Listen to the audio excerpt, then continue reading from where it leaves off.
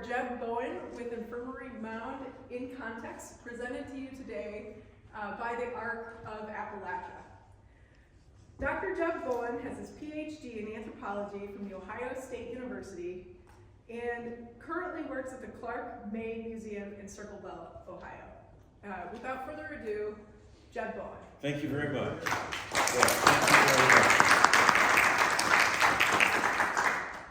And today we're going to be talking about, indeed, the Scioto County Infirmary Mound. And let's get right to the pictures, please. Okie doke. Who can find where the Scioto County Infirmary Mound is located on that slide? Does everybody see the yellow asterisk? Yes? Yeah. Yes, it is located at the yellow asterisk. It's in the upriver, or the eastern edge of the humongous Turkey Creek bottom on the Ohio River, just east of Portsmouth here. And next one, please. Okay. Now, we're going to be talking about the Scioto County Infirmary Mound. However, although the Scioto County Infirmary Mound was first started to be constructed about the year 2100 BC, this slide is to emphasize the fact that now 2100 BC is a really long time ago, last I checked, right? A really long time ago. However, people were in this area for 9,000 years before the Infirmary Mound was even begun. So, although it seems like a long time ago, there's a tremendous amount of interesting human history of the area right here that predate the beginning of that feature in 2100 BC. And now the photographs of the artifacts that we're showing won't be from that site. They'll be from other sites that are in the area that illustrate, similar things. But here is a little knife or a spear point from the Turkey Creek bottom, and that's where I'm looking at him. There he is. That's Vernon's.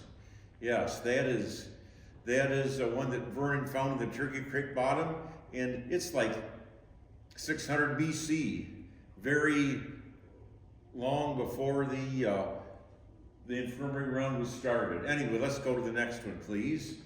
Okay, here's a close-up of, you can see the yellow asterisk in the Turkey Creek bottom that is huge, just downriver from the infirmary mound.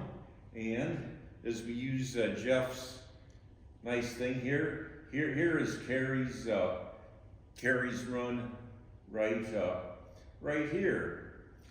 And as I'm sure most of us realize, right here is Earl Thomas Conley Park, right? Right. Next, please. Okay, now, Rodney Riggs, before the park was constructed, Rodney from the Cincinnati Museum of Natural History, Rodney did an archaeological survey of that whole big bottom area, and he took a picture of what's now known as the Scioto County Infirmary Mound. He's pretty much standing in at the edge of Route 52. Here you can see the little access road, and here is the mounded feature right here. And let's move on, please. Okay, it is 120 feet long, 60 feet wide, and about 6 feet high. The carbon-14 dates range at the bottom of it to about 2100 BC. The dates progress to the top to about the year 1500 BC, which makes about 100 accumulating about 1 foot per century. which is actually kind of slowly. The mounded feature is composed of soil, very hard clay soil. I'm looking for my friend David Kuhn that I know is here. There he is, waving at us. David, now I should mention right off, Attorney David Kuhn was responsible for this entire project. If it wouldn't have been for David's work, we wouldn't know any of this. So a big, thank you to David for making this whole project possible back in 1986. And so we salute David, and all thanks and honor to him for making this whole thing possible in the first place. He also put in some grueling hard work there, and David will attest, that was very, very hard dirt out there. Extremely hard. So out of the hard clay, burnt rock, clamshells, food waste, and also flint chipping debris.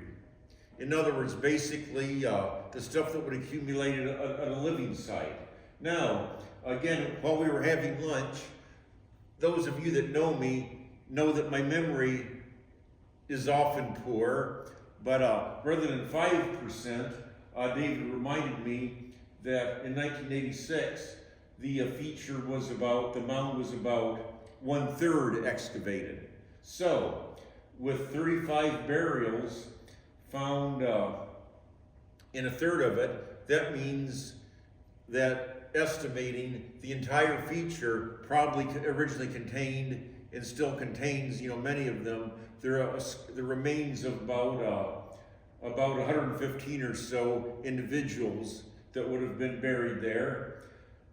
So again, rather than 700, it'd be about 115 or so people that would have been buried there, which would have only been one burial every few years, actually, regardless of what we say here. Now, I call it a mounded feature because, the term mound is a somewhat loaded term. It often means something that was constructed in a year or just a few years. But this looks like it accumulated over about a 600-year period. I'll suggest somewhat in the manner like of a Middle Eastern tell, where they're living at some place and the city just keeps building up until they have, the great big tell, which is the city mound. Anyway, I've said enough about this. Let's be merciful and go to the next slide here. We've beat this one to death. Okay, now, some questions. Did a small group occupy the mound for 600 years? Or did a larger group occupy it intermittently? Now, as we know, with the cycle of the deer bucks, how they go, grow their antlers and shed them every year, the skull fragments of the deer show that deer that were harvested spring, summer, fall, and winter were being butchered and deposited into this mounded feature.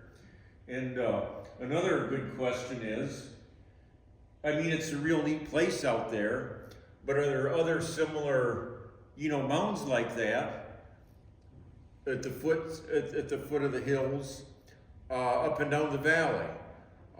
We don't know, but we need to know. Okay, let's go on, please. Pretty soon we're going to have artifact pictures and other things, so it's not all just words here, don't worry. Okay, now, something important I want to mention as I bend over. When we leave, this tablet is going to be on the table in the rear, and it says, if you'd like to receive digital reports relevant to the infirmary mound, please write your email here. We have a series of relevant things that are in the public domain that without infringing copyright, I can just, email to to people rather than trying to distribute copies today. So, and this is the cover of one of them that be glad to email whoever would like it. And I should also mention, we do have the physical anthropology report on the 30 individuals that were excavated from the infirmary mound by David Kuhn and others in 1986. And if you put your email on on the sheet, that report will be emailed to you as well as an attachment. And the files aren't super large or anything, so they won't clog up your computer. No need to worry about that. So let's move on, please. Okay, and it includes that we can email to you Cheryl Klassen's Shell Mounds as Burial Mounds, a revision of the Shell Mound Archaic in the Mid-South.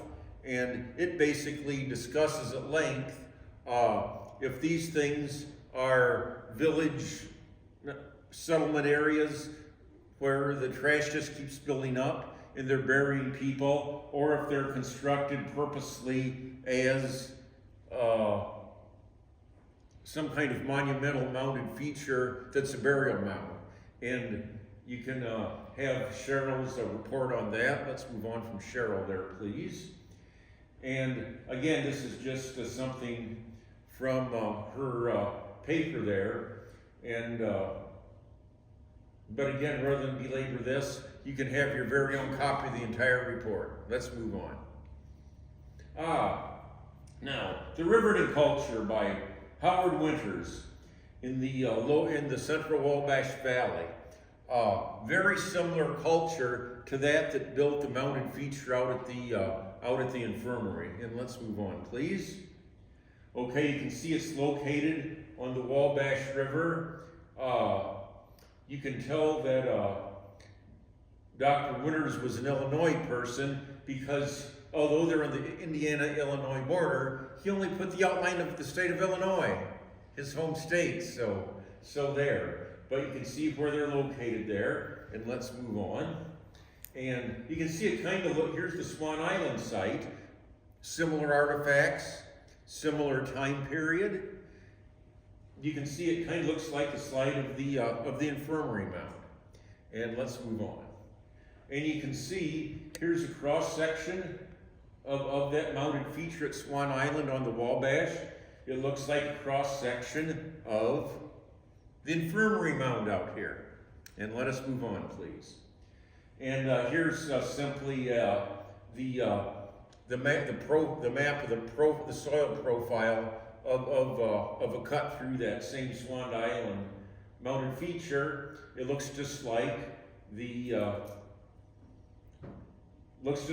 if we showed one from the infirmary mound. So very, very similar. Let's move on, please. And now at the base of the infirmary mound, we came down on this puddled clay platform. They found those at Swan Island and other sites in the central Wabash from the same period as well, what they call the Riverton culture, and found the similar things here. Some suggest that these are living floors. Others suggest that there's some kind of ceremonial feature. But the truth is, no one knows. So let's go to us. Okay, now, here are the Riverton points. Many which were found out at the old infirmary mounted feature here. Many of them. But again, these are from the Riverton culture sites, but they're very the same. On our way out, there's a frame of points like these that are, just the very, very same. But those are from the Schneider site up in Pickaway County. But they're to look at up here. But they're just like the ones from the infirmary mound, just like them. So I can look at those in person as we go. And let's move on, please. Okay, these sites with these little points. Dr. Kent Vickery And David Kuhn is going to write a nice article in the Ohio Archaeologist magazine honoring Dr. Vickery, who died a few years ago. But he did a lot of research on to these similar little points in the Cincinnati area. And Dr. Vickery suggested that they're what he called diminutive knives. In other words, itty-bitty knives. And here it shows where sites where many of them have been found in this area. So there's Columbus, all the way to Chillicothe, Waverly, Pike, and Lucasville. Here we are at Portsmouth. There's the Infirmary Mound. And you can see such sites are very, and here is Paint Creek. As you can see, the sites are very abundant. So this is quite a flourishing, dense culture, especially along the Scioto River in this area. And let's move on. Now, okay, there we go. However, we'll show some artifact pictures in a moment. There are 3 sites, one of them being the Infirmary Mound, one of them at the old Parker School near Latham on Sunfish Creek in Pike County, where the North Fork, or the Morgan branch of Sunfish Creek comes into the main branch of Sunfish Creek.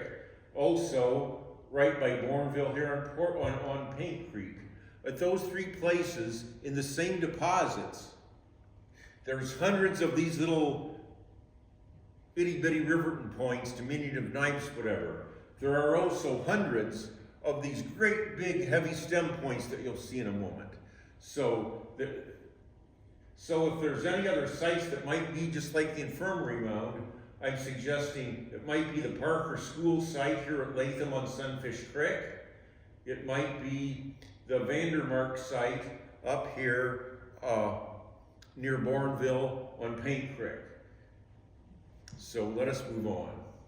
Okay, now the place we've been talking about, right here's the Infirmary Mound. Here's the Southern Shell Mound that Cheryl Klassen speaks of. And here is the riverton culture. So you can see we're kind of at the northeastern edge of this whole cultural complex. Thank you. Okay, now here, this is a nice book published by the Ohio Archaeological Council and the Ohio University Press that has 2 articles that are relevant to this area, and let's go right to them, please. Okay, archaic manifestations in the southwest Ohio vicinity tell all about his Cincinnati area sites that are similar to the Infirmary Mound. And if we can move on, for those of us, this tells about some slightly later folks that are living in Lawrence County down around in the big bottoms around Franklin Furnace. I highly suggest, but no, these are still in prints without doing something really illegal and severely infringing on copyrights. I can't email these to you. You'll have to, buy these yourselves. Let's go on. Okay, finally to the artifacts. Hooray! Time to look at good artifacts. At the Scioto County Infirmary Mound, there were, oh golly, how many, David? I know of at least 6 grooved axes. How many? I think you're about right. About 6 grooved axes. And this one here, you can see it's the bit's been broken. This one here was found by David Orndorff just south of the mead plant at Chillicothe. But it looks just like the grooved axes that were found at the Infirmary Mound. And for people to pick up and touch afterwards, we have a similar grooved axe from the mouth of Hargis Creek by Circleville that you can pick up and handle. But we about 6 of these from the Infirmary Mound. And here's the heavy stem points we're talking about. A whole big bunch of those from the Infirmary Mound. And as David and some of the rest of us were discussing over lunch, that was the senior citizens garden and community gardens for some point, and all sorts of these were, found up there when that area was being used as the public gardens. And many more in the excavation, doubtless, many dozens, if not hundreds of these remain in the mound itself. You can see these are big, heavy, points, very, very, now, those small, so-called diminutive knives, the riveting points, most of those would fit on a dime. But these things are, a couple inches long and are very massive. And likely, true spear points. And okay, so here are some of Michael's river points from the Big Bottom across the river from Portsmouth here in Kentucky. And thank you, Mike, for providing these pictures. But you can see they're very small, dainty, and delicate, used for something very different. And okay, now here's something that I can email to everyone from the Kentucky Heritage Council. It's public domain. It shows how right after the infirmary mound was occupied, but Michael, Vernon, and others have all sorts of artifacts from these time periods from the Big Bottom by the infirmary mound, the great big bottom at Turkey Creek there, that show when the first agriculture, the first domestication of plants was in this area. A huge, wonderful research topic, and let's go on, please. Okay, they call it the Cogswell phase. Not Hopewell, but Cogswell, named by our friends in Kentucky, from about 1250 BC into 750 BC. So now with the infirmary mound, there was no evidence of domesticated plants. However, these are two of Vernon's Cogswell points from the Turkey Creek's bottoms. There are many, many, many, many found at different sites in those bottoms. And, but sites like that, when studied, can show us how the first agriculture or horticulture, the first plant domestication started in this area. A really big deal. And let's go on, please. Okay, now, right after the infirmary mound time, but there were, very many, of these folks living around here, especially in the river bottoms. They grew what we called the Eastern Agricultural Complex. Who recognizes that big flower? Who can say the word what it is? Sunflower, right? Sunflowers were domesticated and grown as part of these early agricultural things. Also squash. Has anyone here eaten that quinoa, as they call it? Yes. I even have, as my wife has made some. But it's basically the quinopodium. So they were cultivating the quinopodium or quinoa as it's marketed today.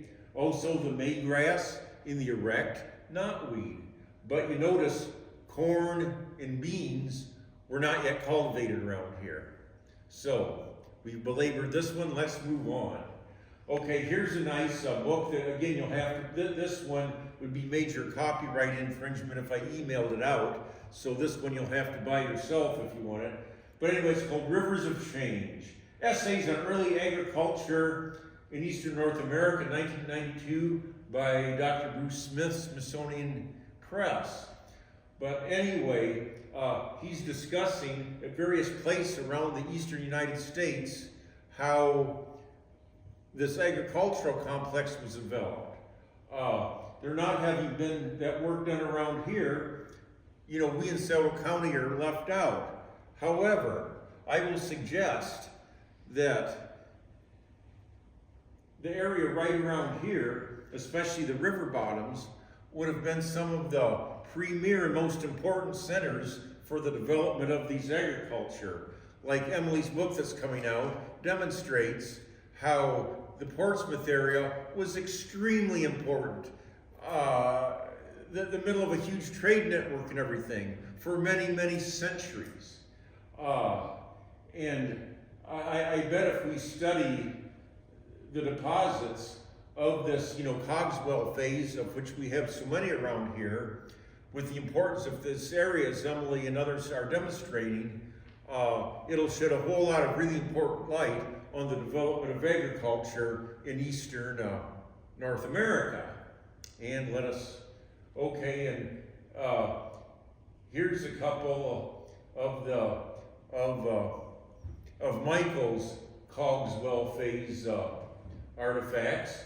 The right one, the one on the far side from me, is from the Turkey Creek bottom, but Michael's gorgeous one from my side, that's from a Sailorville. Yes, so thank you, Michael, for providing. Made out of shale. And it's made out of shale. I said, no, I'm using my standard English, right? Not a clam shale, but a piece of shale. Yes, because there's two ways to take that. And yes, so not a shale, but made out of shale, which is extremely, and what a piece, Michael, and thank you.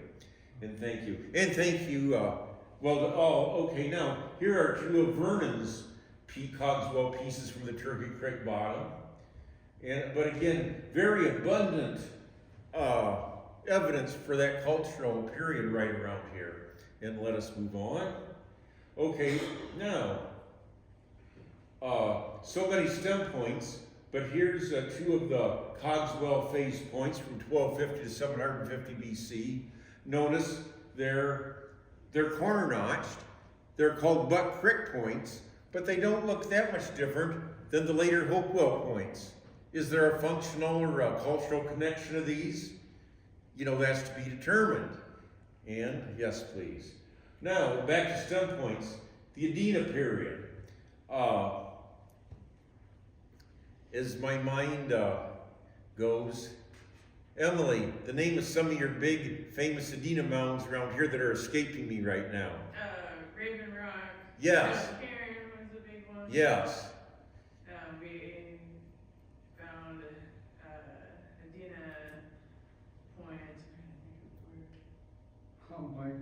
But anyway, but like you say, buy Emily's book, because there's going to tell all about the many, but wonderful big Adena mounds around here. And this is the type of points that would be associated with that culture from about 500 BC to about the year 1. And both of those are Vernon's from the Turkey Creek bottom there. So let's move on, please. And Vernon's Adena period Gorget. Now we call them Gorgets because, as I'm sure many of us, we don't remember personally probably, but we know from history, a lot of military officers in Western Europe in like the 1617, early 1800s would wear, their silver throat gorgets, which basically means, something you wear on your throat. That name is used for these slate things, but what they are, nobody knows. We know that they weren't probably worn by soldiers as neck protections like the other ones. But anyway, made out of slate, and a very interesting piece that Vernon found in the Turkey Creek bottom. And this is Vernon's cone, or hemisphere, although it's not quite a hemisphere, made out of hematite, very highly polished, that goes with the Adena culture about 2,300 years ago that he found at the Turkey Creek bottom. And here's a question: who knows the function of these things? I see we have a bunch of honest people here, because the honest answer is no living person knows. Now, if I ask another question, as Attorney Kuhn always reminded me, if I say my opinion is, I'm going to be right? Because that means I think. But so all of us are going to have a different opinion on what these are used for, but their use is totally unknown. I mean, some are hematite, some are granite, some are fluorite, some are chlorite, slate, sandstone.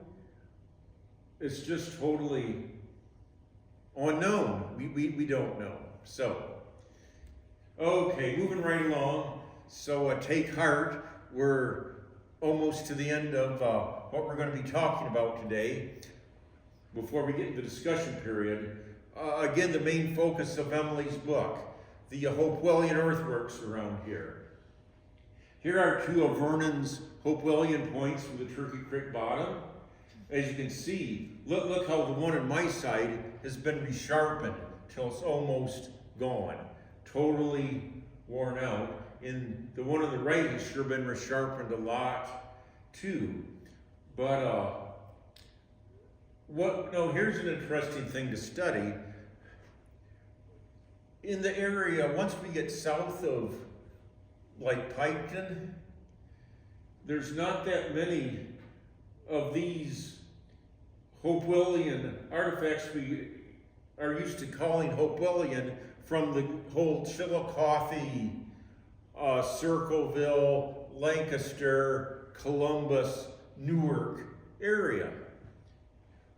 Although the earthworks here were built at the Hopewell time period, were they also using types of points and tools that we don't recognize yet, that need to be discovered, and we don't know.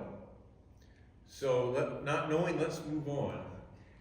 And people never get through a presentation of mine without me asking this question. So I'm going to ask it. What are an archaeologist's 3 favorite words?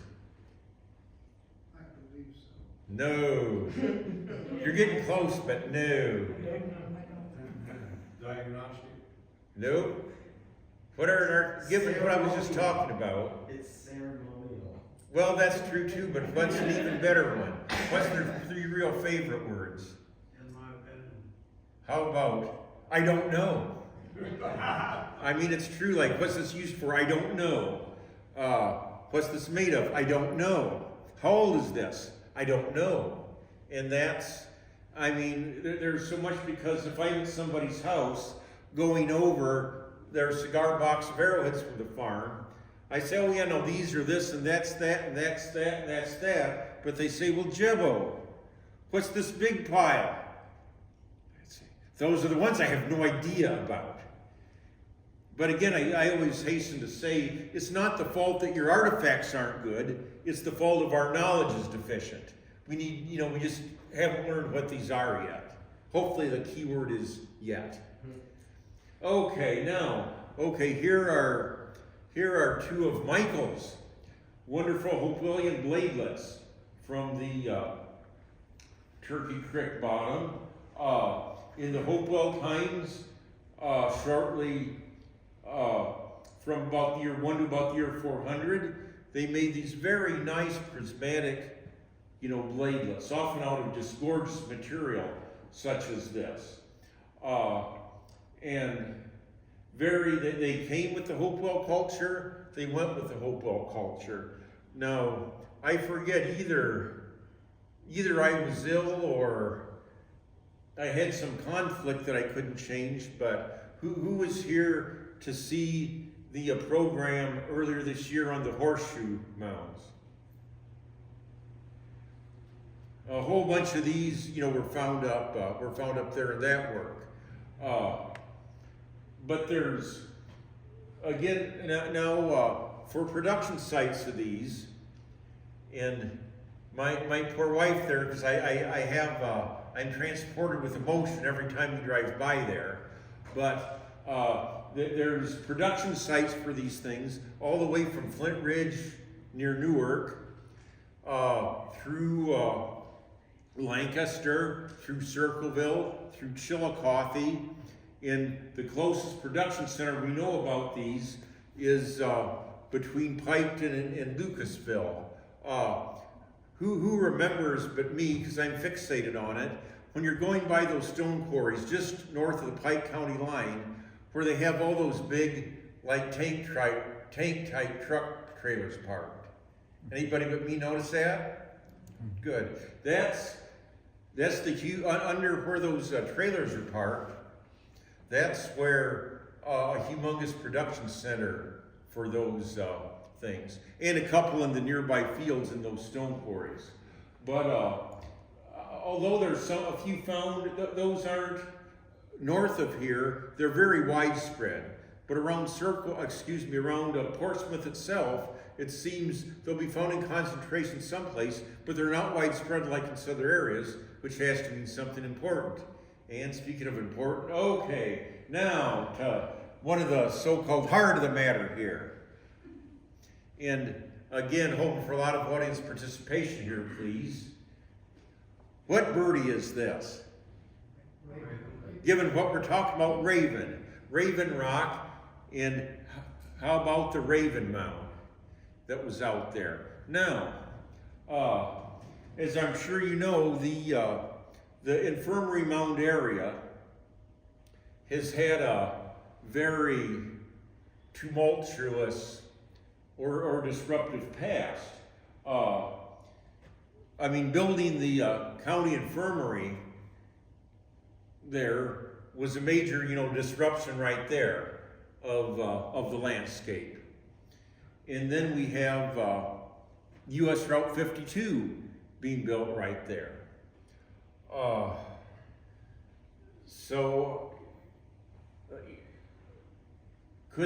Was the infirmary mound itself part of a raven effigy? Yeah, I mean, perhaps not. I mean, like modern LiDAR data and things don't show that. But like I say, given the route, 52 being constructed there, the county home being constructed there, the evidence of it being an effigy like that might have been so, muddled up that that we can't really tell today. Or was there a raven mound out there that was nearby, but not necessarily incorporated that structure? Possible. We don't know. And there, let's move on. We're almost to the last slide there, so take heart. Was the let's say we'll take as given that there was a raven effigy structure there. Was it built at the same time as the mounted feature between 2100 and 1250 BC, or was it a later construction? Now, there was a whole big on the infirmary mount itself. There was habitation in some stone burial vaults on top of it, in the very upper level, from the new town, Lake Woodland, named after new town just north of Cincinnati, the new town, Lake Woodland complex, from about the year 400 around the year 700. Like I say, stone vault burials on top of the infirmary mound, and quite a bit of occupation from that time period. Might a raven effigy have been built at that time period? I mean, we just plain don't. We don't know, at least I'll say we don't know yet. And these are two, again, thank you, Michael. These are two of Michael's artifacts from other sites in that in the bottom there near the infirmary mound. And we're almost finished.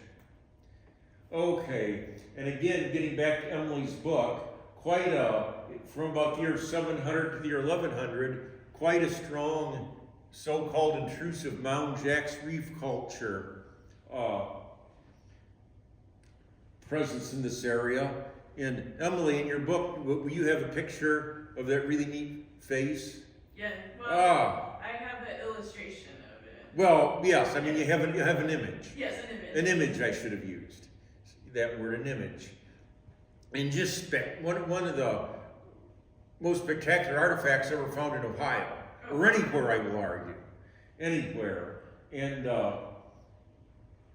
but I always feel signed, and we're practically done with this part of the program again, so take heart. But I always feel kind of sorry for Jack, whoever he was, because does anybody know what Jack's Reef refers to? Okay, in New York, and this is on, I think, either the Onondaga, no, it's on the Genesee River. On the Genesee River in New York, there's a town called Jack's Reef. And I'm told that in that part of New York, when they say reef, they mean like, little rapids or a riffle. So it means Jack's Riffle.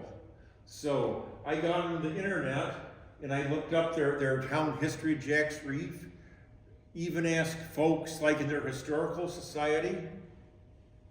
Nobody remembers why Jack's Reef is called Jack's Reef. So it's a major culture of the United States named after Jack, but nobody knows who Jack is. I mean, so poor Jack doesn't get any notoriety. So always kind of feel sorry for him. Only one or two more pictures. Okay, then we have the Fort Ancient culture, and that's about the year 1100 to 1650. And again, okay, this is one of Michael's artifacts from the bottoms near the Infirmary Mound. But now, it wasn't until the year 1100 that we get the development of corn farming, the use of the bow and arrow, and village life. Again, so abundant opportunity for research right around here. And I think we're only two more pictures. Okay, now again, it's always important to emphasize, because I even catch myself, kind of falling into this, rut or whatever. A lot of folks, when they think of archaeology, they think of, the ancient times, really ancient. Like around here, the pre-contact, Native American days, prehistory. However, archaeology, is a mode of inquiry into all of the human past. It's not limited to any time period, any geographic area, any ethnic group. So again, from the Wheeler site on Raccoon Creek in Gallagher County, here's a 1906 nickel.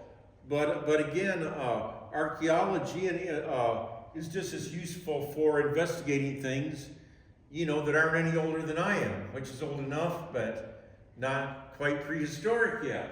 But, want to make the point that there are abundant opportunities, especially around here, to study with archaeological techniques, the rich, people's history around here.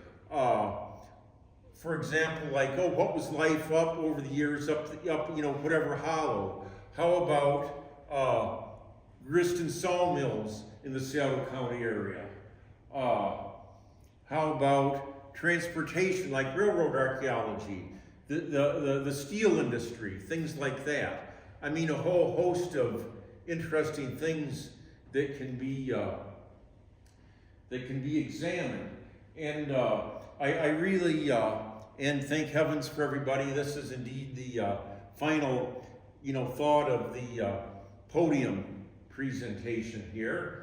I really wanted to try really hard to impress upon people that around Scioto County here, throughout human history, from the end of the Ice Age up until, practically, yesterday, I can go through your trash and do archaeology on what you did this week. Although I'll give you your privacy and not really do that.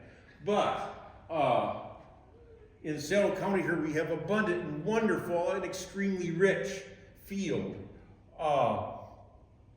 to explore, the human past through archaeological, methods. And I, really want to impress that upon everybody that we're very fortunate to have those resources here, and that are of, national and worldwide importance. And so, last slide coming up, hooray. So, there's my contact information. I have pieces of paper with my contact information on them with me. So, it is my dream to to get like-minded folks together that would really enjoy studying the archaeology of any time period of the greater Scioto County area. And not just around Portsmouth, but, Muletown, Minford, South Webster, Raritan, Otway, Sugar Grove, the whole area.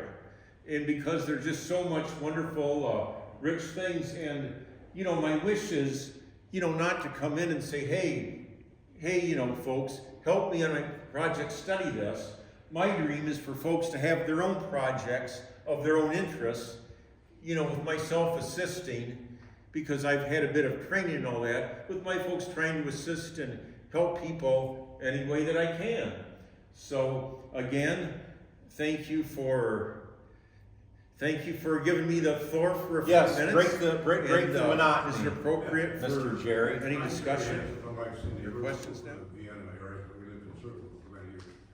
We excavated a late archaic site, bluff top site at Parkersburg. And I was really interested in that clay platform. We had a fellow clay layer over the midden site, late archaic. And I didn't realize it during the dig. We thought it had been bulldozed over because it was heavy and came back to the site. But when you found that clay platform, were there any post holes or anything in that thing? That's the thing. Look, now in the ones at Riverton, on the Wabash, yes, there were. However, I myself troweled over that thing, looking. I could not find any post molds or anything. Just could not. Yeah. I could not. I mean, I thought there must be there, but no, sir. In our case, it's a bluff above the Ohio River, and it was late archaic, and it was the Panhandle archaic site. And it dated to 2100 BC. Say about the same time, right, Jerry? About the same time. But here was a sealed midden by a clay layer, and what they had done, they'd thrown a lot of garbage over the bluff top, and they brought the level of the village up. So they put a clay platform up to make it level. I think they were expanding the area they could live in. Or they were covering the human burials. The bone preservation was gone, so we had no skeletal material. But at Burroughs Orchard, it was a similar site up by Cleveland, and they had a clay platform as well. Pretty interested in that. With Dr. Redmond, right? With Brian Redmond. Yeah. Up at Burroughs Orchard, and they, like you say, Jerry, the same clay platforms from the same time period. Yes. So, I mean, just something totally fascinating. Totally fascinating. It is more common than I thought. The other thing is what we found on our site. They bulldozed some of the bluff before they put an office building into a pile. And our midden was on the edge of that clay top, so we excavated through that. And what we found below the clay layer, in a very tight radiocarbon, with Steubenville stem points and a lot of notch points. And they were of the rabbits. Yes. And the stem points were the Steubenville types. But Yes. I'm running an article on it now, but we found a lot of variety in the point types, and this is one generation. So you had both those types of points intermixed within the midden. The other thing, above it, now, when they bulldozed above it, there was a pile there, so we would dig through that pile. And in the pile, we were finding these really late archaic stem points. Whoa. And even into some Medina, we found a hole in the Medina site. So we got up there too late before they bulldozed, so there were layers above it with the really late archaic into the early wood. And unfortunately, it was all gone. But like you were saying, Jerry, out at the Scioto County home, in that, 5 foot or 6 foot feature,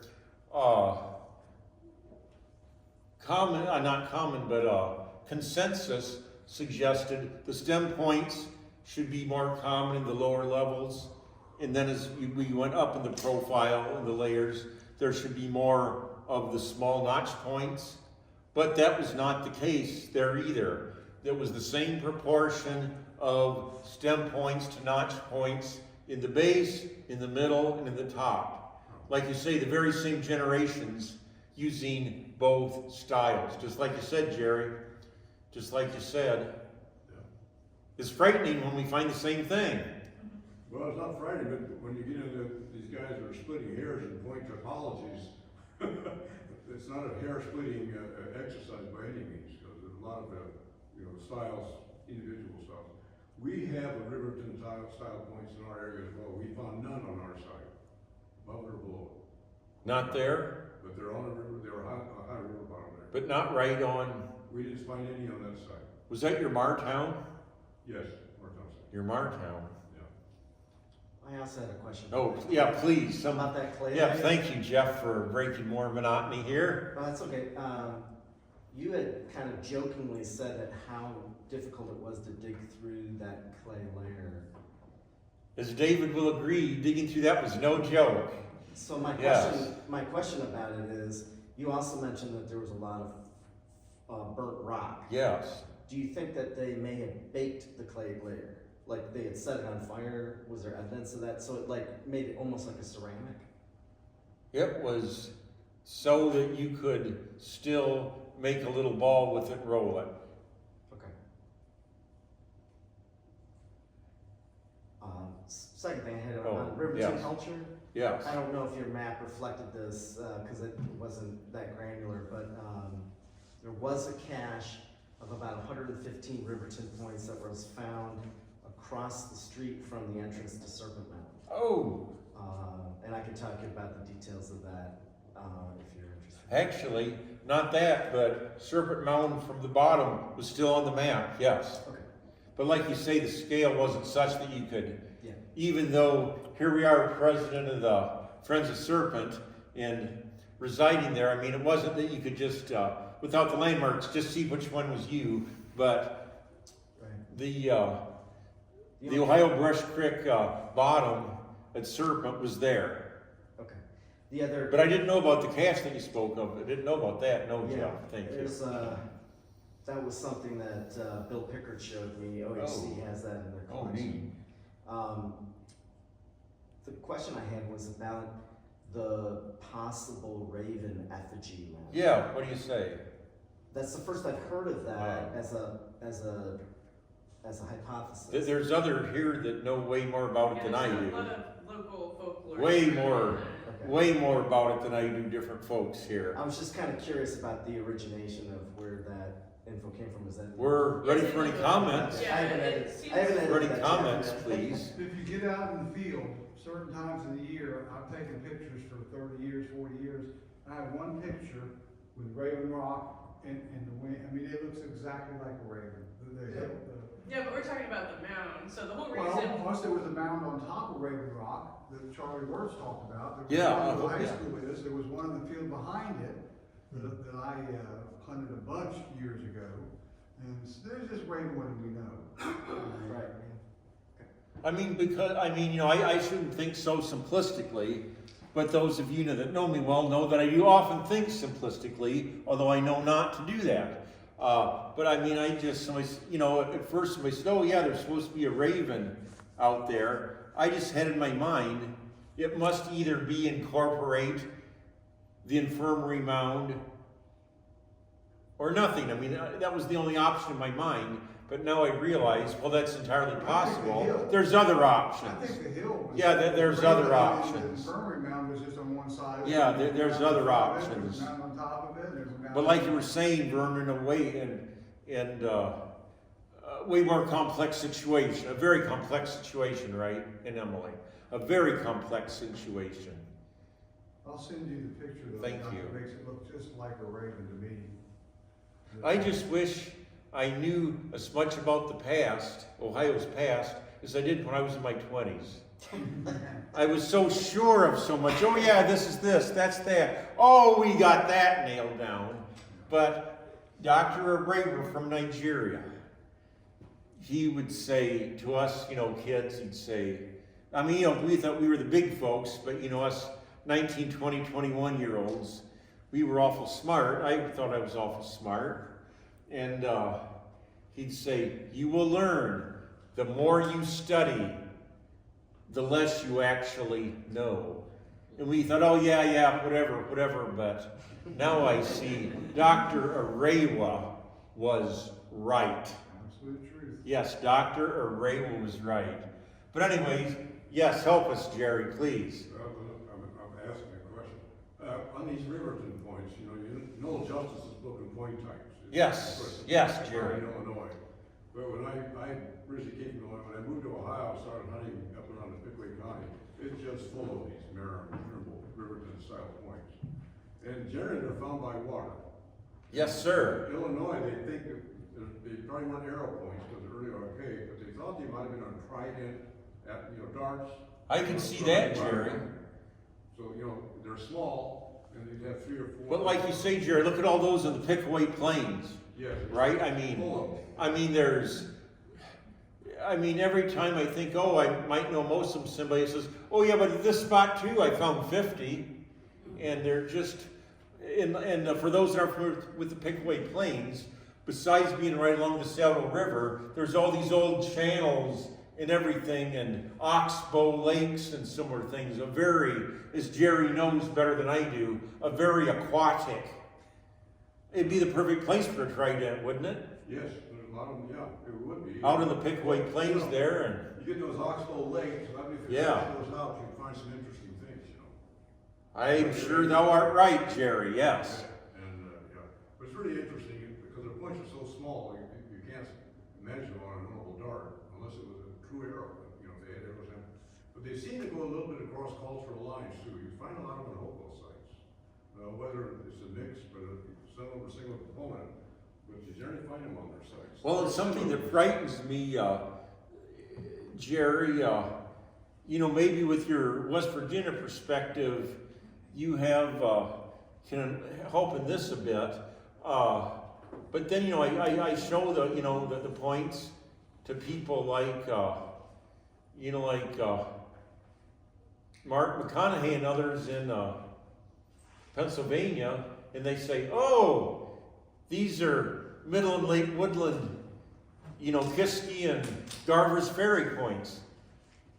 And again, the more we study, the less I'm sure of. Yeah. But I'd love to see some work done and some good dates from those out in the Pickaway Plains, yes. And maybe that will be possible, we shall see. One more question. What kind of a grooved axis? I planted one on the Pickaway Plain. It's a single component Riverton style site. I found one axis on it. It's a full groove, looks like a tomahawk. But on another site near there, they did find a 3/4 groove, but on this site, Now at the, as I remember, David, were all the ones from the county home 3/4 grooved or not? Yes, sir. Yeah. Well, David is the best person to ask, and Yeah. I think you just heard David say, yes, sir, all the 3/4. They were all scattered, around the site. And one thing I wanted to add to what you said, Jim.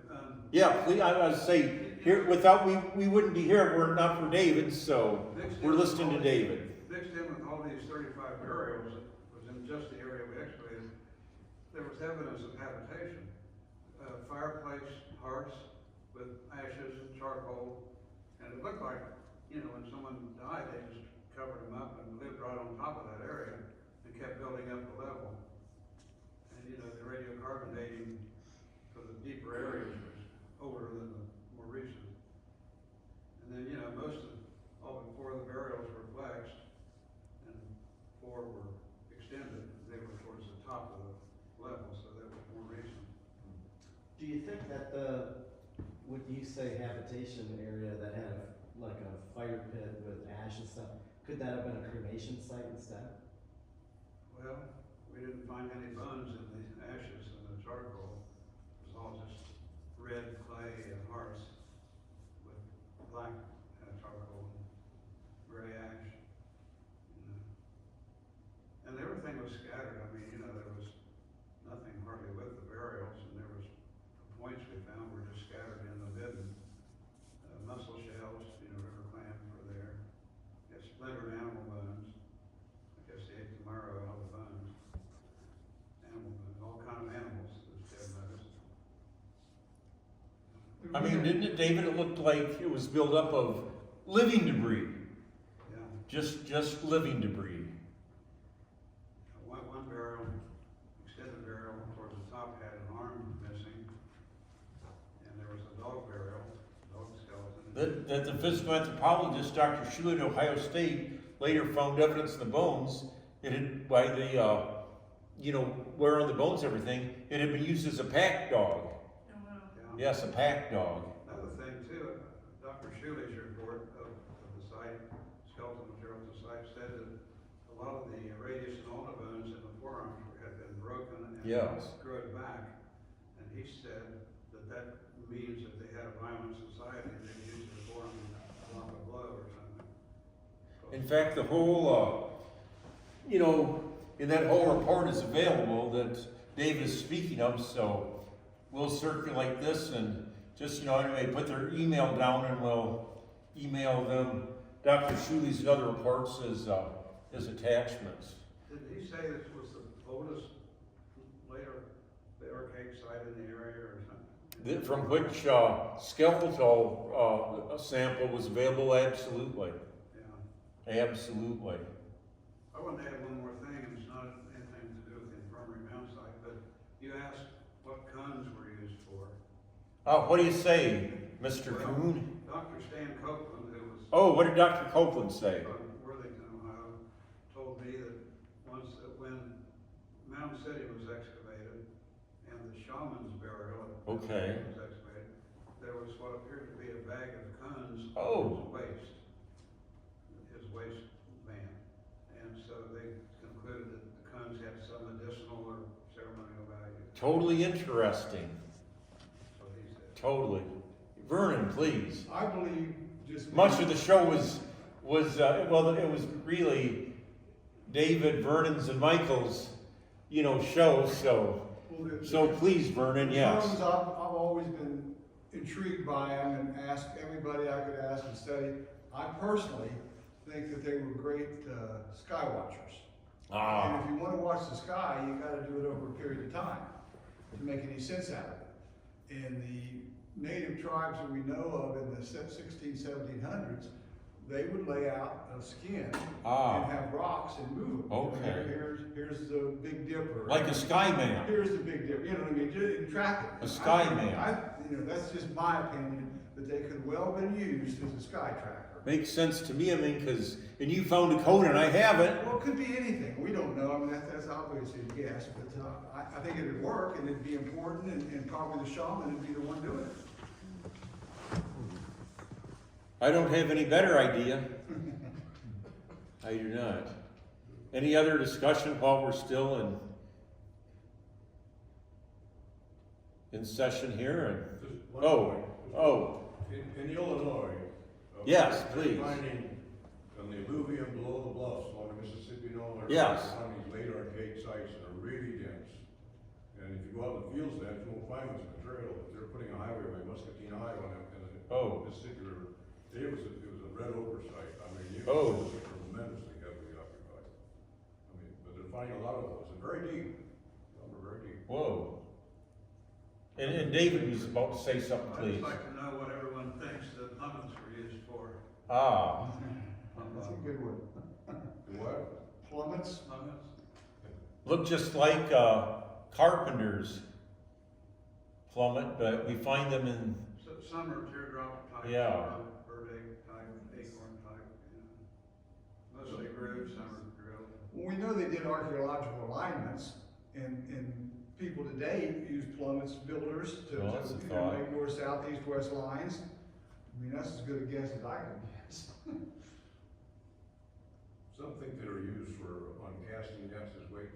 Yeah, that's too much work to throw in a damn river. Yeah, a lot of them. well, the thing is, like you say, for a net weight, but made out of, gorgeous hematite that would have been rare and expensive. To cast that out, and as you know, some of the grooves are just so shallow. Yeah. I would like to know your opinion, David. Well, I don't think they were net weights, because, you find flat rocks that are notched on both sides, and Right. those are probably net weights. But, I don't know, maybe a pendant or something, Huh? different shapes. They did, some of them like ears pulled, I always thought they could have used them to pull the ears, I don't know. Oh, my wife, yes, Mrs. Pam. Well, like in Site Mound, they found all that material. Oh, the material. That they cut up and Yes. the museums all over. Did they find any type of material in these mounds? Mike? Fabric. Fabric. Oh, okay. I don't know, did you guys find any fabrics? What's the question? Not out at the infirmary, but Emily can answer the question about the other mounds, I'm sure. Yeah, there's quite a bit at Temporal Mound. Because somebody in a Mound City meeting said they thought maybe they were used as weights, like they were heaving material. Oh, like loom weights, yeah. Could be. Weights. I yield the floor back to the master of ceremonies. Oh,